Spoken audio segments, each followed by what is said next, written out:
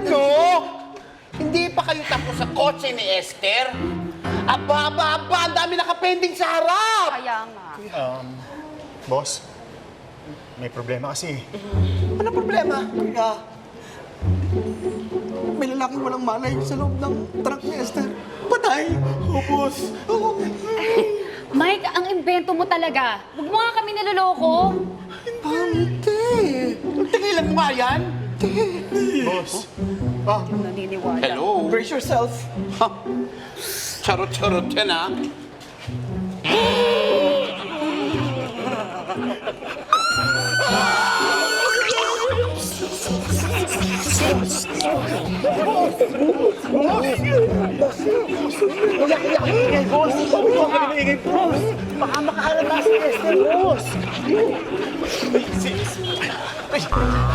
Saan yung CR?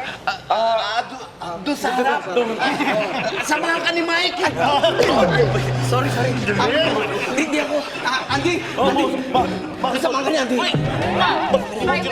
hindi, bakit ako? Ay, papi ko na lang, pap.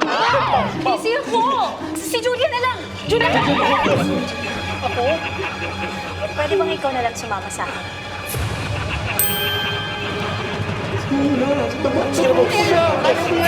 Sige. Kaya mo yan. Dito po.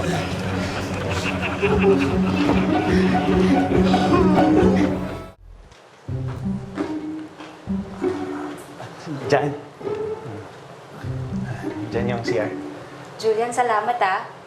Sinamahan mo ko. Actually, ikaw talaga yung gusto kong sumama sa akin eh. Naalala ko kasi yung boyfriend ko sa'yo. Pareho kasi kayong mabait at saka cute. Kaya lang nag-away kami.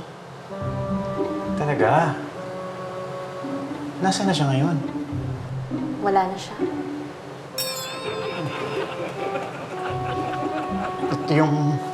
Ito yung CR. Ito. Ito yung...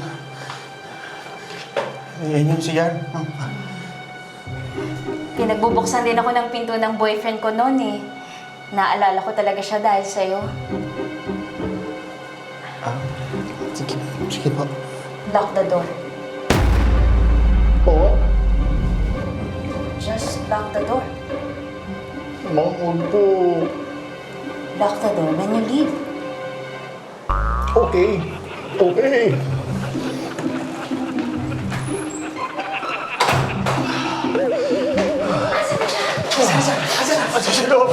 Alam mo, mabuti pa pakinggan natin kung anong ginagawa niya.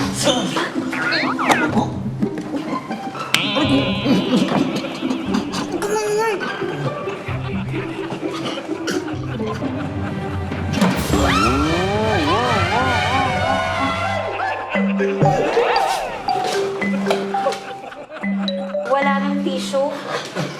Bigyan niyo ng tissue! Bigyan niyo ng tissue diretso! Use tissue. Use tissue.